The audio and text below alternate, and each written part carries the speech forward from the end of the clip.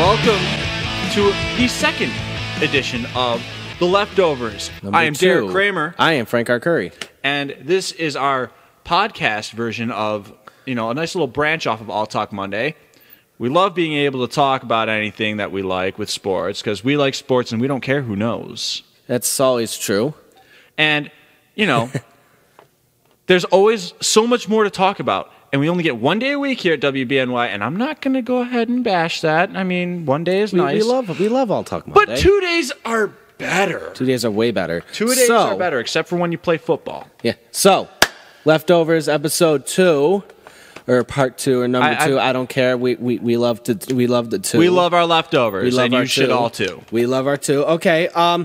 So, going right in it. Sabres play tonight. Yes, Sabres play tonight. They play Columbus. Columbus of Blue Jackets. And they are so hot right now. It's the damn Columbus. They're so hot right now. Very. They lost their last game, but it was in overtime, wasn't it? It was in overtime. It was to the team that won the President's Trophy. That's official. The New York Rangers are the President's Trophy winners.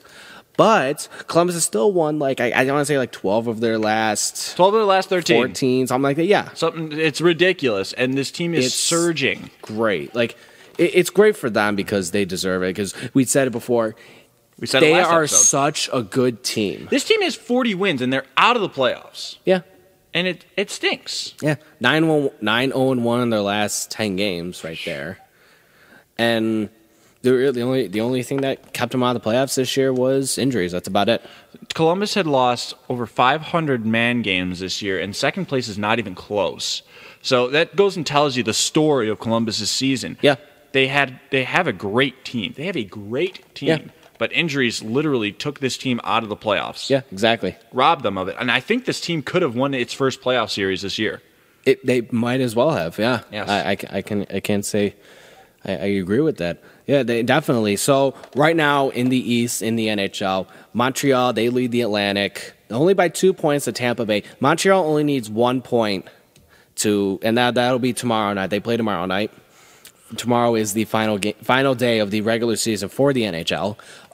Montreal needs 1 point to win the Atlantic Division. Tampa Bay right now is 2 points behind them. However, Tampa Bay has the tiebreaker. So if Tampa Bay wins and Montreal loses in regulation, the Lightning win the Atlantic. Yes. And then Detroit has clinched a playoff spot for the 24th straight season. So golf clap to them. Congratulations. They are at 98 points. It looks like they might stay as a third seed, but Ottawa is right up their trail. They won. Oh, my God. They beat the Rangers 3-0 last night. They beat the President's Trophy winning Rangers, the best team in the NHL in the regular season.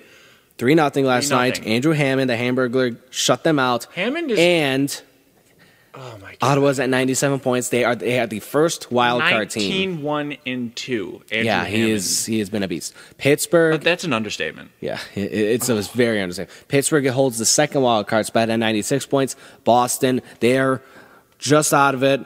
95 points. They're 1 point behind Pittsburgh, 2 points behind Ottawa. So Boston needs to win to have a chance at the playoffs, pretty much. And it's very scary for the Boston Bruins. It's very scary. And then Pittsburgh, they play tonight. They play the New York Islanders tonight, who did clinch a playoff spot last night because the Bruins lost to Florida. Way to go, Boston! Yeah. This is why we don't like you. So the Islanders are in. And Frank, can I take a moment to explain why we don't like them? Because they're Boston? Well, yeah, that too. But the Buffalo Sabres would be a 1% chance, but they killed that 1% chance of being able to have the opportunity to draft both Jack Eichel and Connor McDavid. Not in that order, but they could do it in that order if they wanted to. Yeah, so basically, if the Islanders were to have missed the playoffs, then during the draft lottery, that Islander pick, which is the Buffalo Sabres pick because of the Thomas Vanek trade, if that pick would have won the lottery and Buffalo stays at 30th place, Buffalo would have had the first and second overall pick in the draft, which would have been amazing. And we would have won all of the Stanley Cups. We would have won all of the NHL. That didn't happen. That did not happen.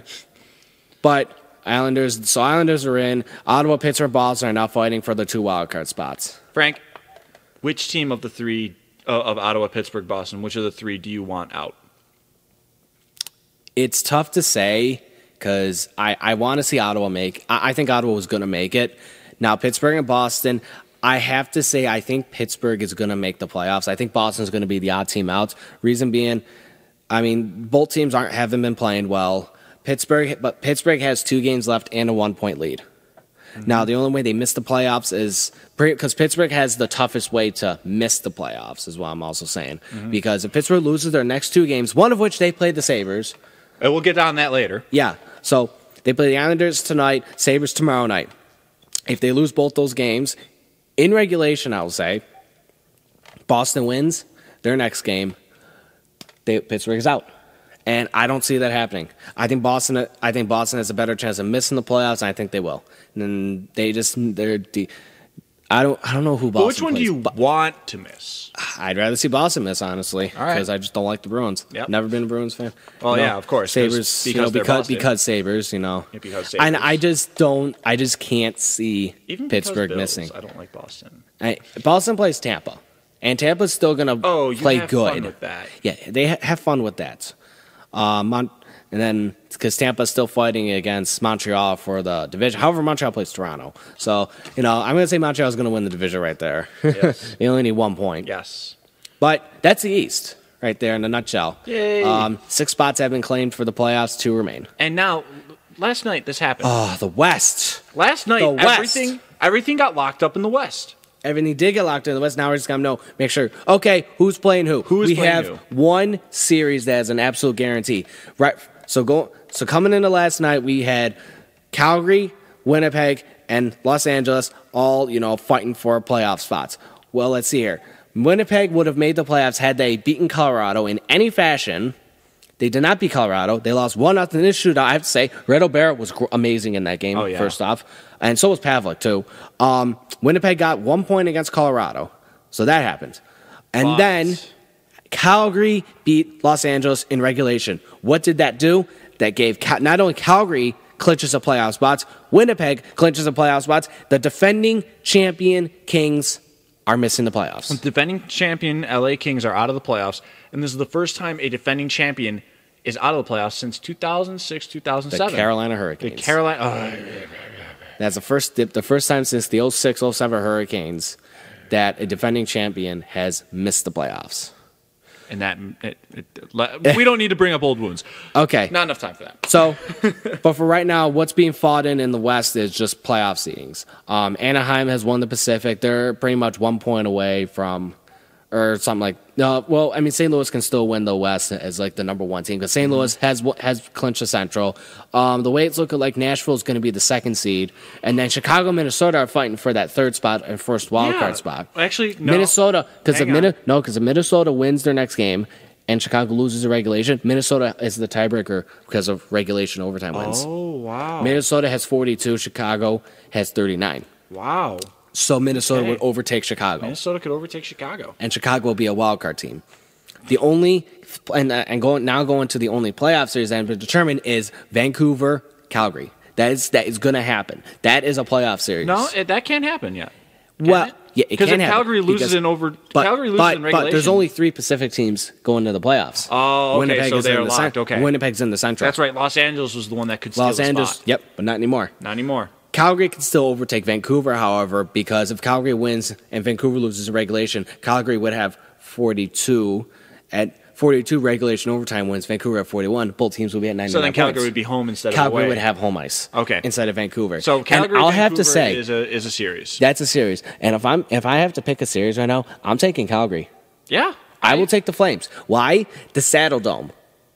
I would have never thought coming into this year that the Calgary Flames would not only be a playoff team, not only be a top 3 playoff team in the division, have home ice, but also potentially have home ice for their game. Yeah, and have a good chance of winning their first round series. Yeah, and advancing in the playoffs. They were the second worst team when it came to odds winning the Stanley Cup this year. If you put money down on them this year in Vegas, congratulations. Man, if they win the cup. One, for having brass if they win the cup, stones, and second, because you probably raked in a lot of money. Probably. If they win the cup, you are a rich man or woman. So you better hope your $20 bet goes ahead and pays off big time because it will. Yep. So Here's my question, though.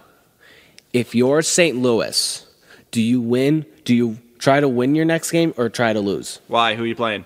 St. Louis right now is playing, if I can look it up, I believe... They play Minnesota. They play Minnesota. Fitting. So, because... Now, I'm asking this question because they're tied with Anaheim right now at 107 points. Uh-huh. The winner of the West... Faces the lowest wild card faces team. the Jets in the first round. So You if go you're for St. that.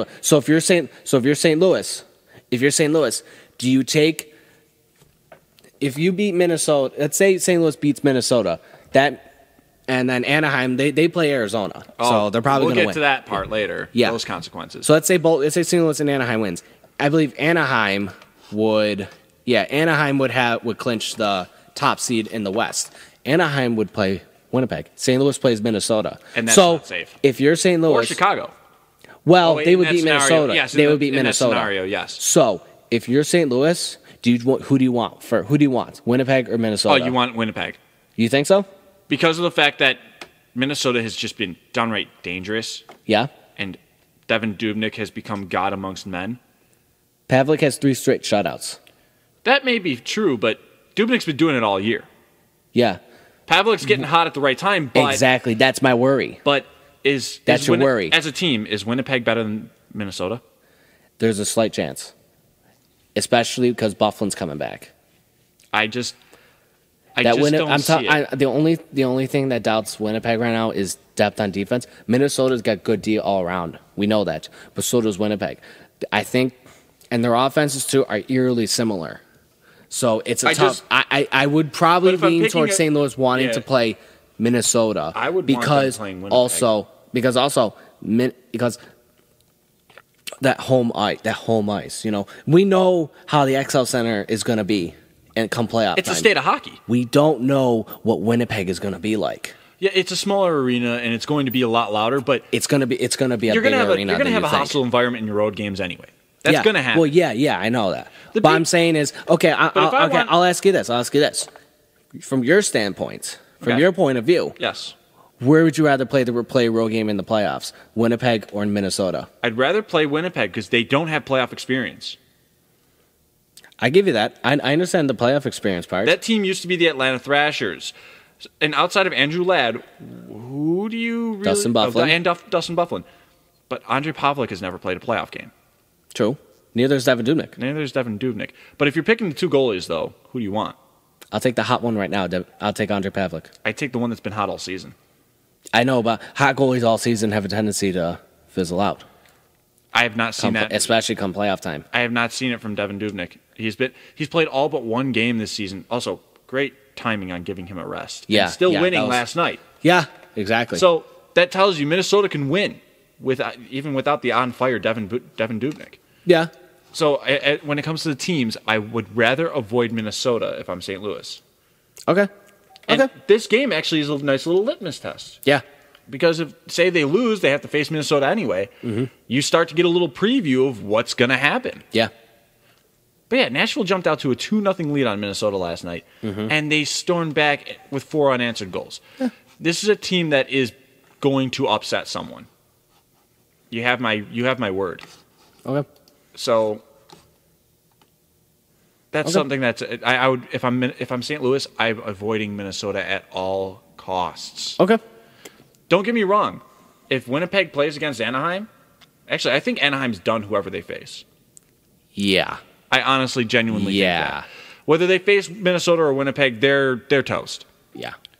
If I'm St. Louis and I can control my own destiny, I would want to avoid Minnesota at all costs. Okay. Because that team was not a playoff team until they beat the Sabres by a touchdown. That team wasn't a playoff team until Devin Dubnyk came to town. And Devin Dubnyk came to town in the first game. Okay. He played was against the Buffalo Sabres. I was then there. It also looks like we might probably going to see Nashville Chicago series then. Oh yes, it's going to be a pretty good series. Yes, we're going to see a really good series. We are going to see possibly a Nashville Chicago series. Yeah. And man, also think about that though. There's a good chance that St. Louis could play Chicago. Mm-hmm. And that's if they lose to Minnesota. They would have to lose to Minnesota, and Chicago would have to lose. Mm-hmm. So there's another opportunity, and I would still prefer St. Louis's chances against Winnipeg over Chicago. Okay, I can agree to that. Okay, But yeah, that's the Western Conference playoffs. All 8 teams are in now. Now, Frank, I'd mentioned this to you yesterday. Yeah. That the question I had for you was, do you think that in the long run, the Kings missing the playoffs this year is going to be better for them? I mean, they've went to 3 straight conference finals, 2 Stanley Cups. I mean, I think that they still obviously, if they were to have made the playoffs, I think that they would have been just as dangerous no matter where they were. Mm-hmm. Now, is it good for them? Obviously not, because that's a team that can win. That's a team that's supposed to win. That's a team that's supposed to win. They did it 2 out of the last 3 years, and the third year that they didn't, they almost did. Yeah. So these are 3 really long playoff runs. You get a healthy team back here, restock the cabinet of a couple aging players, and you've got it. I think LA comes back better. They probably will. Yeah, they probably will. So I think that missing the playoffs for a season, and this was something that my professor, who's a big Kings fan, Dr. Carlos, he had mentioned it. And that's why I asked you yesterday, because he brought it up. He's like, I think this is going to be better for this team to miss the playoffs after all this hockey they've played over the last 3 years. And I'm not going to disagree with that. They've played a lot of games. Okay. They are probably worn down. Maybe, yeah. Okay. Yeah, I can see that. All right. So now we got to shift up some focus a little bit. Okay. I woke up to something this morning. Which one? What was it? There's a lot of things you could wake up to. Let's not get into those kinds of details. All right. But I looked at my phone and I saw this. We're going to switch to football for a little moment here. Okay. If only just for this tidbit. And then we can go back to talking hockey. Okay. Troy Polamalu retired.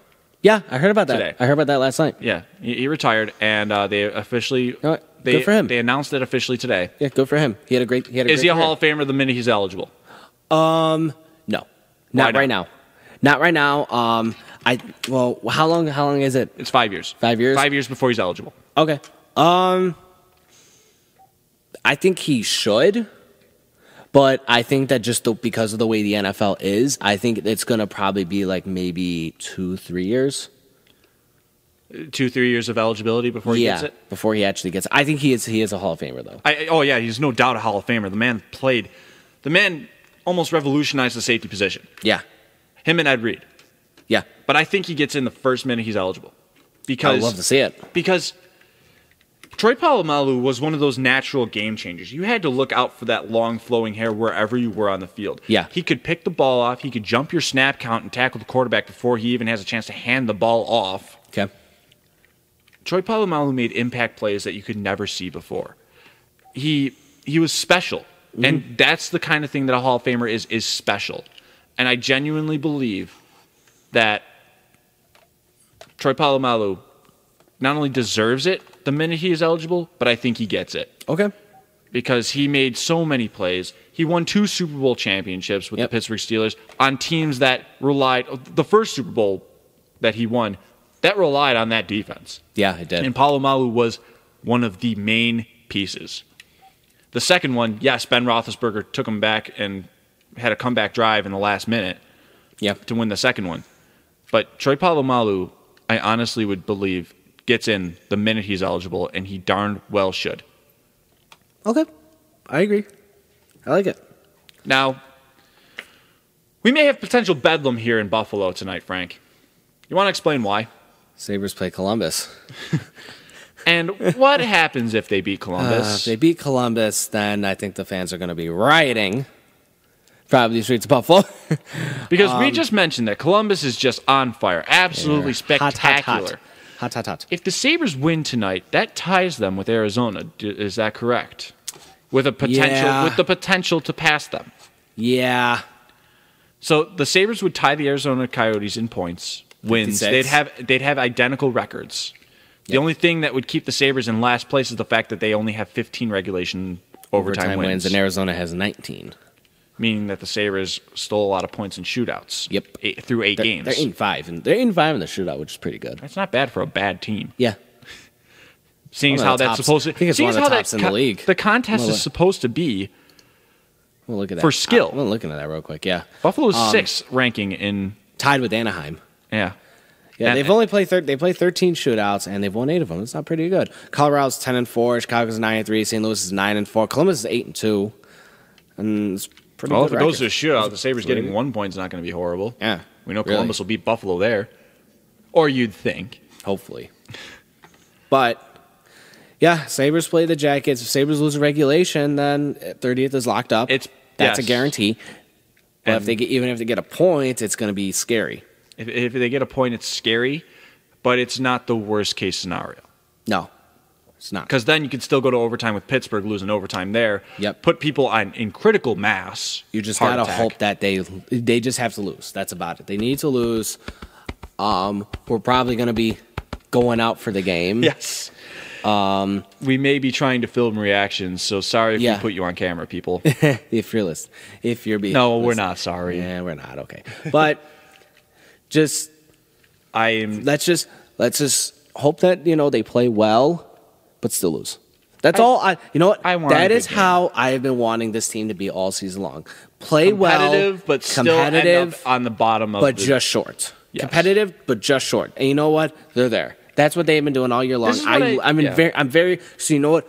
I'll even say it right now. Regardless of what happens, I don't care what happens. I'm very happy with the season. Yes. Well, no, I will say it. I am very happy with the season. I will say I'm happy about some things. I am happy that Mikhail Grigorenko finally has not been put in the tossed aside on the scrap heap in the doghouse, and he's been playing very well lately. He has been.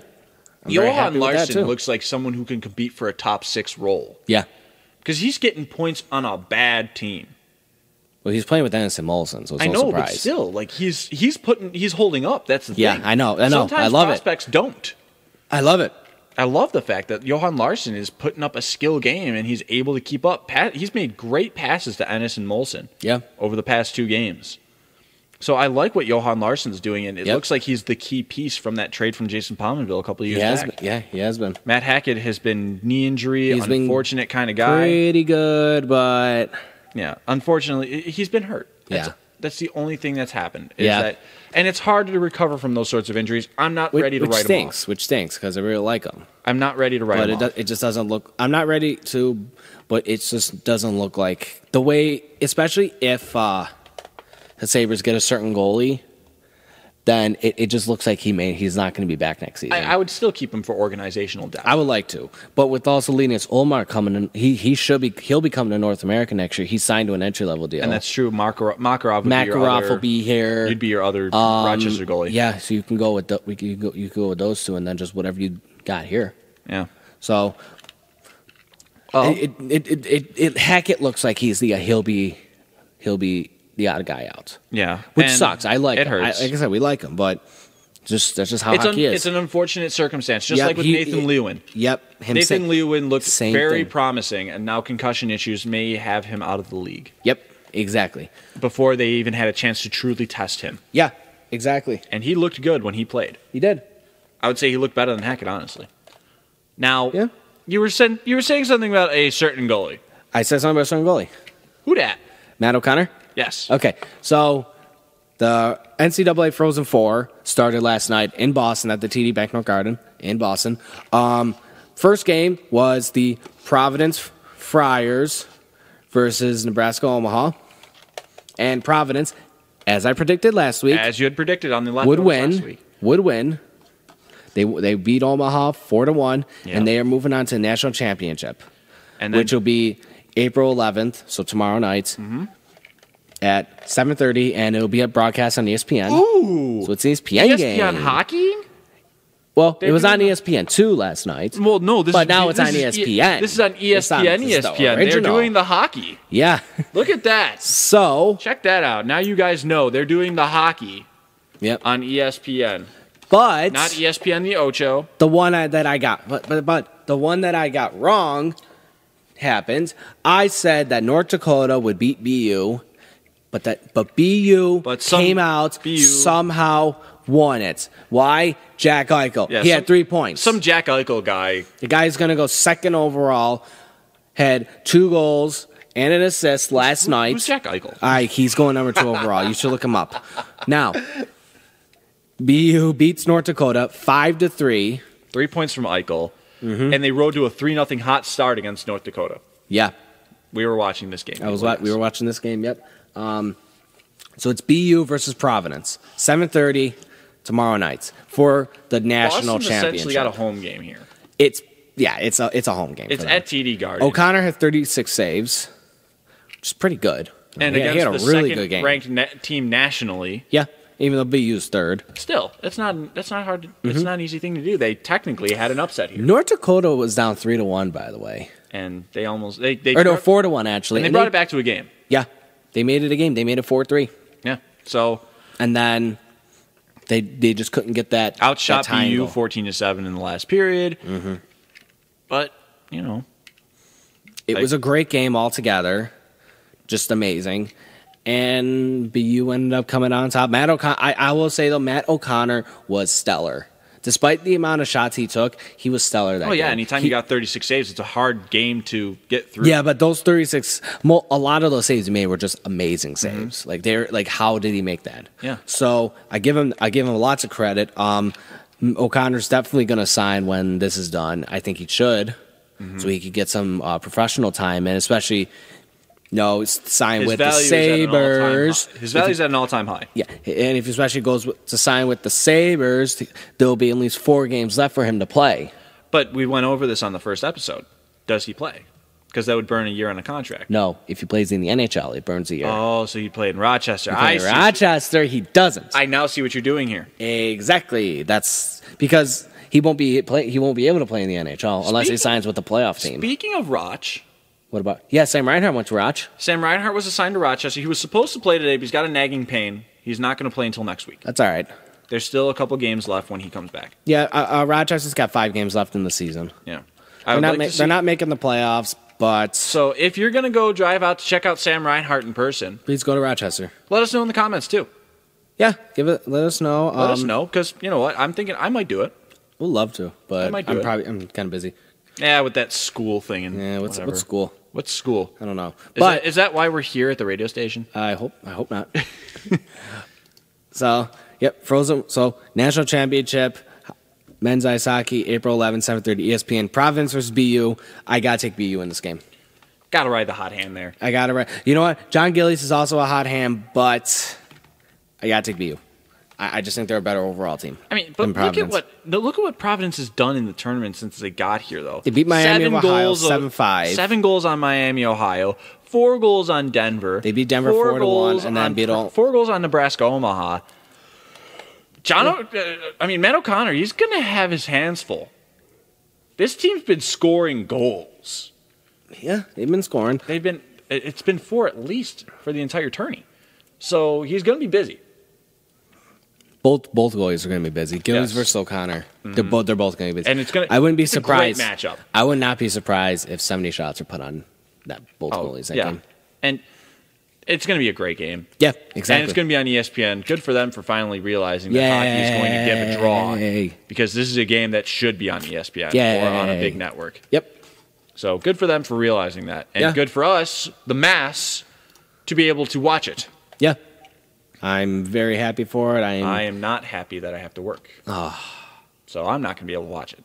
I'm going to be out. I'm going to be going out. Everyone that's listening, watch the game for me, please. I'm going to be going out. I'm going to go out, but I'm going to try to watch it because I'm going to bowling alley. So I'm going to try and watch it. It should be on. Oh, it should be on. It's going to be great. It's going to be on the ESPN. On the ESPNs. On the ESPN. So, that's that. Now, we've got another thing that we got to look into here. Okay. What is it? I saw something today. Very notable target of hate from Bills fans. Yeah? Miami Dolphins beat writer Omar Kelly. There have been several times where people have gone after Omar Kelly because he said things before saying, oh, enjoy your team when it goes to Toronto or stuff like that. Okay. Omar Kelly today said, anywhere but quarterback and safety, he loves Buffalo's roster in the AFC East. Okay. And I don't believe he was hacked. And that's saying something when Omar Kelly decides to say that Buffalo has the best team in the division, aside of two positions, which for me, one of them, we discussed the fact that Denoris Searcy will be missed. Yep. And the other, obviously, the quarterbacks. Yeah. But he tweeted that out, and Buffalo Rumblings was the one that pointed it out, saying, what? He said what? Yeah, and, okay. You're seeing it right now. Mm-hmm. I'm looking at it. Yeah. I'm looking at it, yeah. The Buffalo Bills really are that impressive to everyone, where a noted Bills hater is now saying, I'd take the Bills over pretty much anyone outside of two positions. So this is incredible how good this team very well could be. This team does look good. I mean, you've got a second-year Sammy Watkins. Mm-hmm. Best receiver probably in the division. Yeah. I mean, Brandon Marshall 2-3 years ago would definitely take that claim. Yeah. Eric Decker was overpaid for the Jets. Yep. You go to Miami, none of their wide receivers are scaring me. Jarvis Landry's good, but he's not good.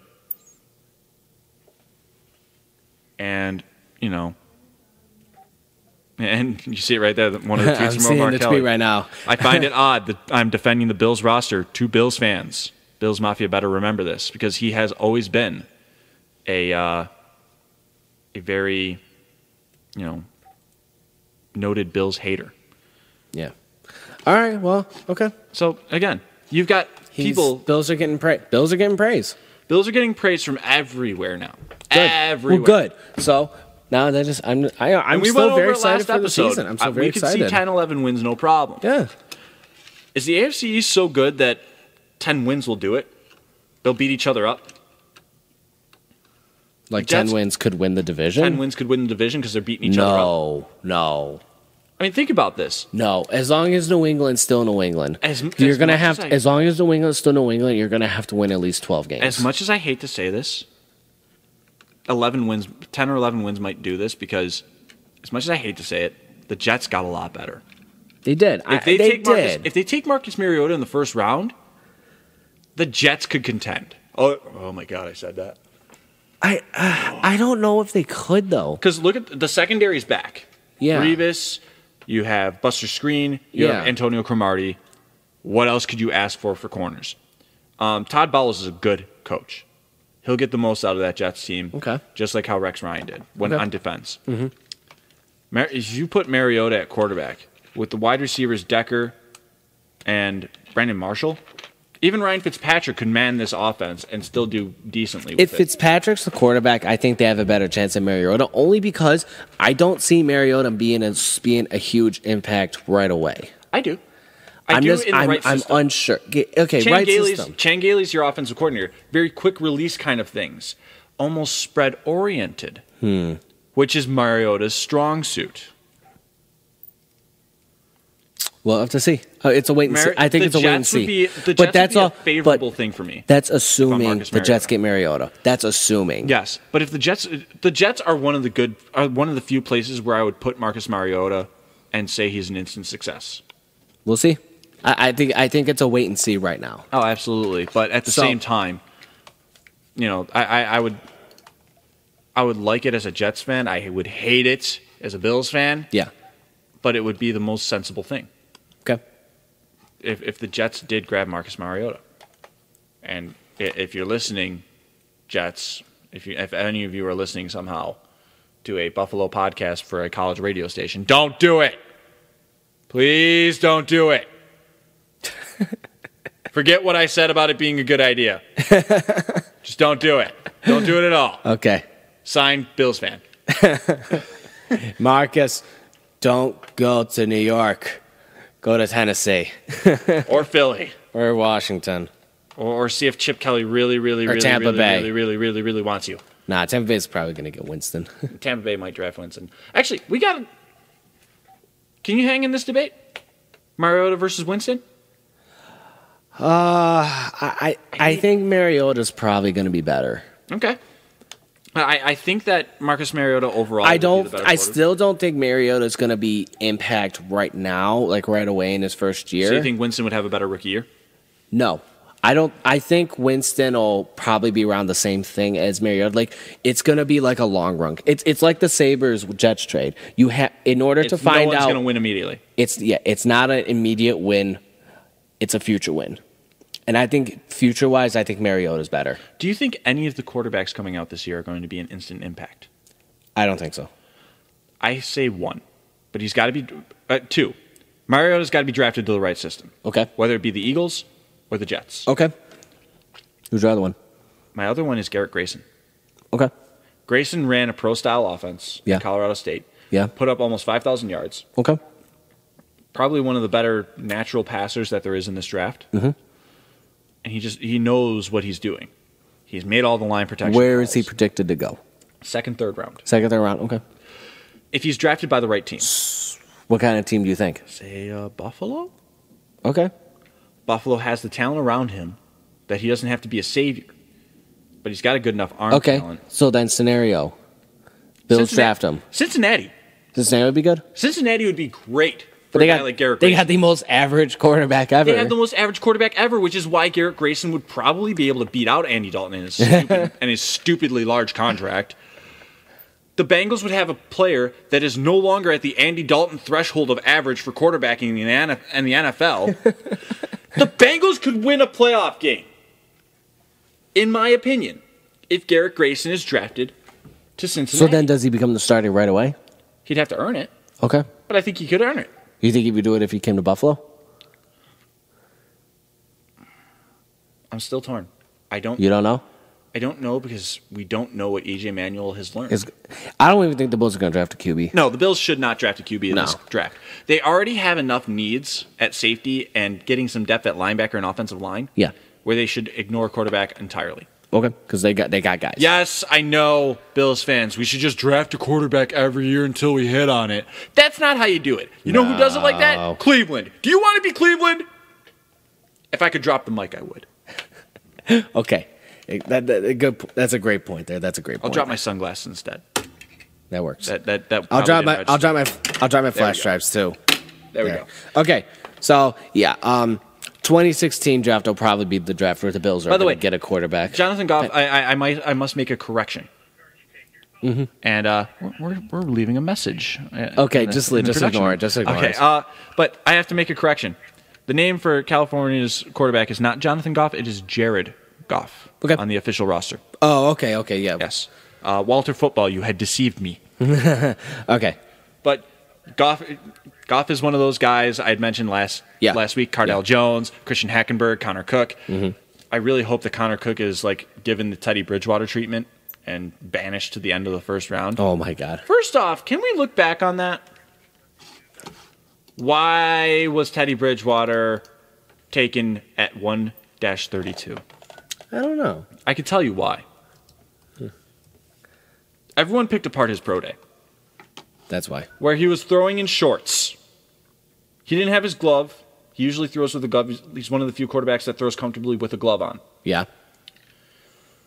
Blake Bortles was taken pick 3 from Jacksonville. Mm-hmm. Johnny Manziel was taken pick 22.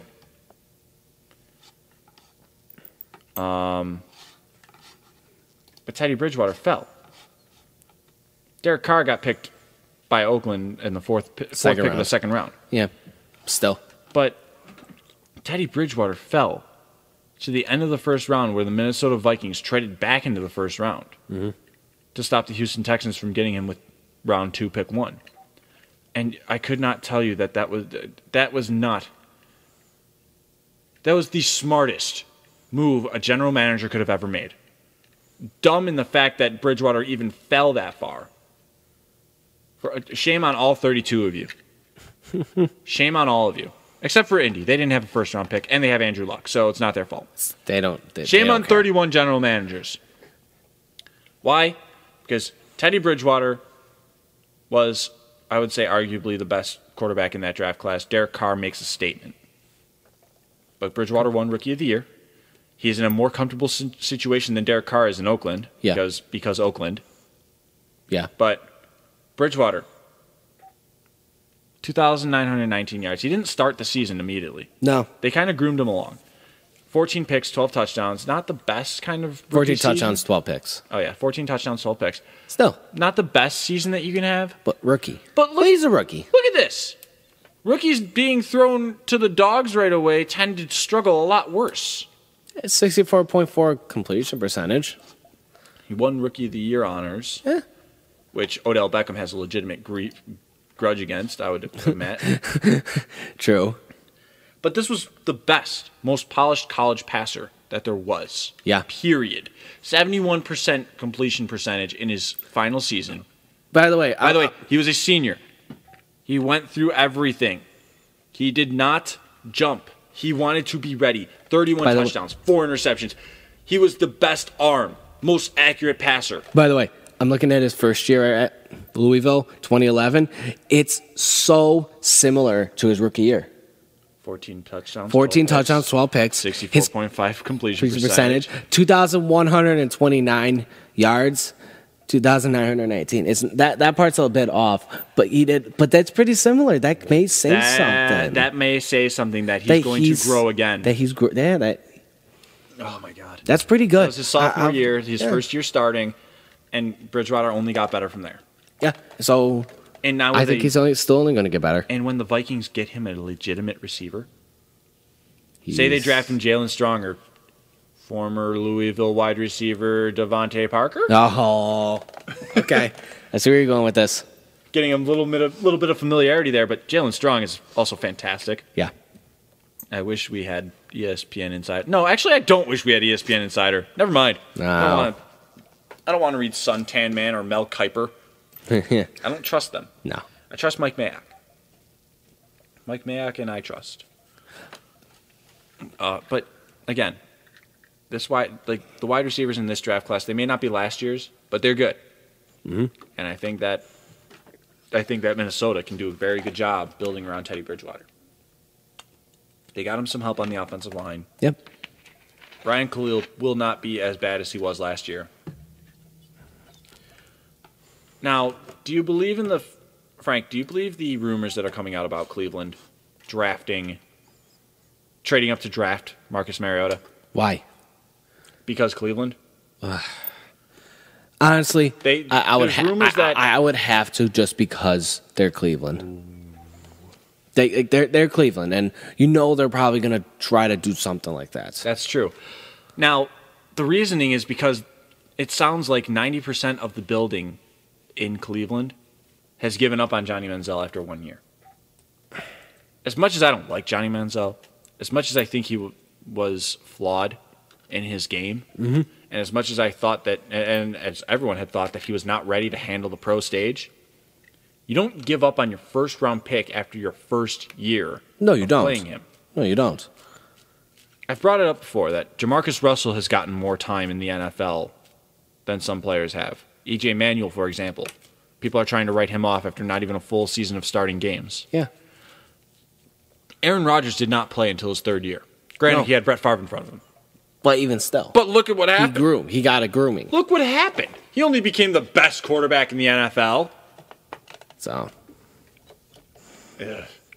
Cleveland fans, don't give up on Manziel. Give him at least another year. Give him at least another year to prove that he's not good enough. Let him prove himself. Let him prove himself wrong. You guys weren't expecting to be decent.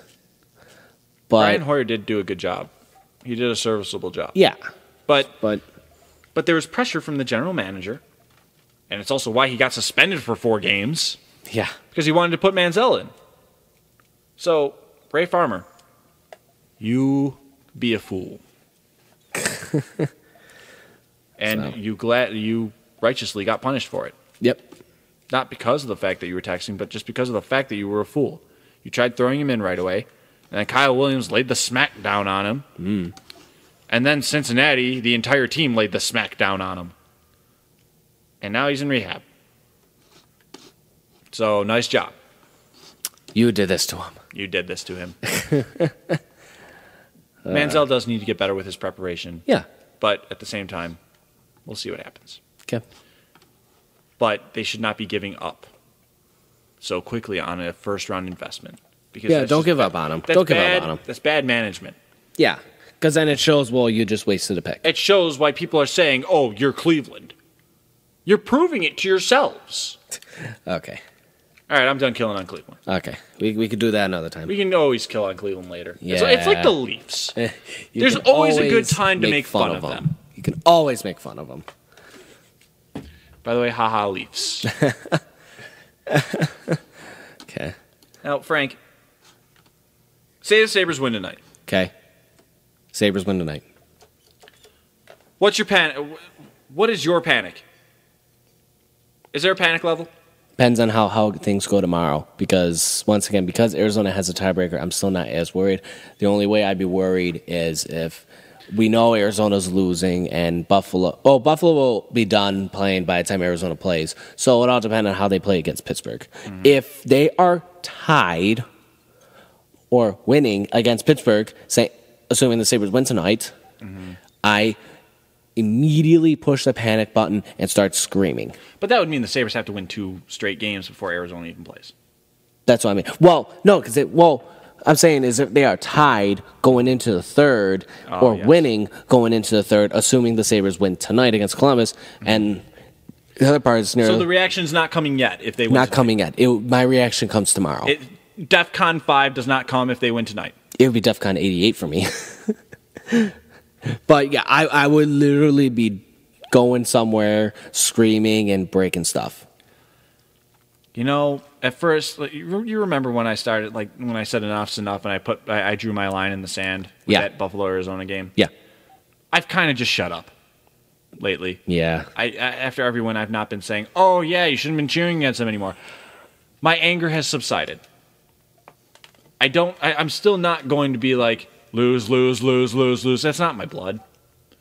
But at the same time, I just don't want this whole city going to DEFCON 5, which is going to happen if they win tonight. Yeah. Because if they beat Columbus, they can beat Pittsburgh. Especially with how they're playing. Would beat Pittsburgh. Now, again, it's all because of the fact that there's 2 guys that are very good. That's it. That's the only reason. Mm-hmm. And like you said, no matter what happens, at the end of the day, you're proud of what happens with the season. Yep. Even if they finish in 29. Yep. I'm going to go the same way. I have to accept what happens. Whatever. You have to accept it. Come whatever may. Yep. Whoa, we got a lot of. Now that's how you play the 13th hole. Yeah. I wasn't expecting this. I was gonna also briefly talk about the Masters golf. Okay. And then all of a sudden, look, they're playing it live on the scoreboard thing on ESPN. I was not expecting that. I was expecting it on the Masters.com website, but not on ESPN. Hey, but that's how you play that 13th hole. That is how you play that 13th hole. So who wins? Right now, Jordan Spieth is winning. He is 14 under par through 2 rounds. That's unheard of right now. I was going to say, is that good? That's very good. I don't golf. You don't golf? Okay. I don't do the golf thing. Okay. You should. It's fun. You know, I'm going to try to suggest that my friends listen to this, and they're going to hear this question. Guys, how do I golf? It's not good.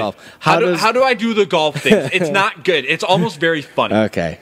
So, but yeah. I asked for a mulligan after whiffing on my first tee shot. Yeah. I then shank it immediately after into the trees. Okay. And screaming, mulligan! Okay. So, I didn't get Jordan Spieth leading the Masters right now, 14 under par. Charlie Hoffman, 4 shots behind him at 10 under right now. Hoffman, however, is through 16 holes. He's on the 17th hole right now. 5 under for the day. That's pretty good. Tiger Woods tied for 12th right now. He is 2 under overall, 3 under for the day after shooting 1 over 73 yesterday. So he's looking better. So he's been playing a bit better. They're showing him right now on the 18th green. He's about to finish his rounds. So we'll see how Tiger does. But Jordan Spieth right now having a commanding lead. All right. So do you think he holds on? Spieth, no, I don't think he holds on. Typically in a major tournament. Like, especially, in golf, guys who lead after 2 rounds have a tendency during to later on falter, I guess. Not too much, but where they're just not going to win. I would not be surprised if Spieth was able to hold on, but I think if Hoffman is on the 17th hole right now and he's got 1 hole to play, if Hoffman can get to at least 11 under, I think he's got a really good chance at winning. because then he would be playing Spieth in the third round. All right. That's what you gotta love about golf. Some people say it's boring to watch. It can be pretty exciting if you look at it right. That's why I golf. I love golf. Okay. So, yeah, cool. You should try it sometime. It's fun. Okay. Speaking of fun, more fun things. What? Yes. What's fun? Draft is less than 3 weeks away. The NFL draft is less than 2 weeks away. I can't wait. It's less than 3 weeks away. They could have. We could probably do a draft special. Well, next on Monday, in Loretto, Nick Lombardo and myself, we're gonna go live with a round one mock of the 32 teams. Well, there you go. That'll be the off season on 91.3 FM on Monday. 91.3 FM WBNY Buffalo's Red Hot Times 1982. You should be listening in for that. You darned well should. And you should be listening to All Talk Money in general because 8 o'clock, Neutral Ice will be back on with myself, Derek Kramer right here, Chris Kowalchuk, Brayton Wilson, Nick Lippa, and Joe DiBiase. And we are going to have our end of season review. Yeah, end of season review, preview for the playoffs. Big things going on. I am very excited. And obviously, I'm also on the off season with Chris Kowalchuk. I don't know what we'll be talking about because I'll be busy doing the off season. So whatever comes at me is going to be what comes at me that day. Well, you should just listen and be ready. I'm going to be ready. And so should you. Yeah. So I think that's about it for today. I think I've had enough leftovers today, Frank, don't you think? Okay. Yep. But don't even just listen to All Talk Monday on 91.3 FM WBNY, Buffalo's original alternative since 1982. Just listen to the Buff State Student Activity Fee. Yep. Just listen to everything that WBNY has to produce. Listen to music, games. Frank calls baseball games sometimes. I do call it the baseball games. He calls the baseball. Or the softball, I guess. Or the softball. So, listening to everything that WBNY has, and we'll see you next week. Catch us on our YouTube channel. Catch us on Twitter. Catch us on our Facebook page. Catch us on all the social medias. Thank you for listening. We appreciate you clicking. And go ahead, click on something else. It's okay, because you've had enough of your leftovers. WBNY, Derek Kramer, Frank Arcury. Have yourself a great week.